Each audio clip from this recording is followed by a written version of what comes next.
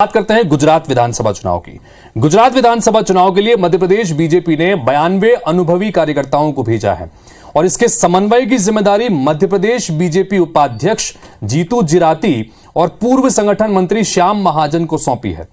MP के मालवा अंचल से गुजरात की सीमाएं जुड़ी हुई हैं और इस आदिवासी क्षेत्र में दोनों राज्यों में रोटी बेटी के संबंध वाले लोगों की संख्या बहुत ज्यादा है। यही वजह है कि बीजेपी मध्य प्रदेश के बड़े नेताओं को गुजरात के रण में उतार रही है।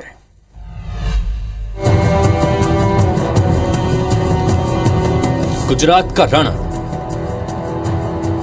एमपी के महारथी, चुनाव का माइक्रो मैनेजमेंट, संगठन और चुनावी कौशल का लोहा मनवा चुके मध्य प्रदेश बीजेपी के दिग्गज नेता अब गुजरात के रण में अपना कौशल दिखाएंगे।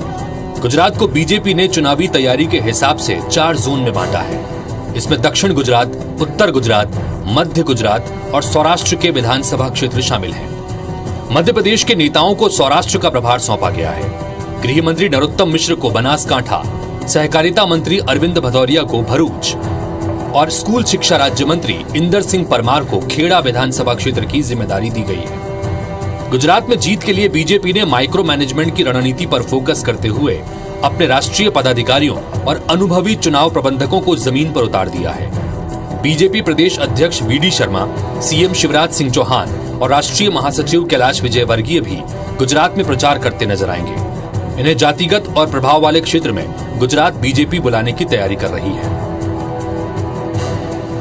चाहे गुजरात हो, चाहे महाराष्ट्र हो, चाहे उत्तर प्रदेश हो, चाहे छत्तीसगढ़ हो, चाहे राजस्थान हो, इन चुनावों में भारतीय जनता पार्टी का कार्यकर्ता एक दूसरे की मदद के लिए आता और जाता है।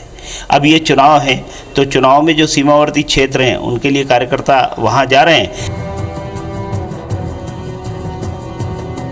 गुजरात चुनाव में बीजेपी मध्य प्रदेश सहित देश के अलग अलग राज्यों के राष्ट्रीय पदाधिकारी और चुनाव के महारथियों को एक एक जिला सौंपकर माइक्रो मैनेजमेंट करने जा रही है।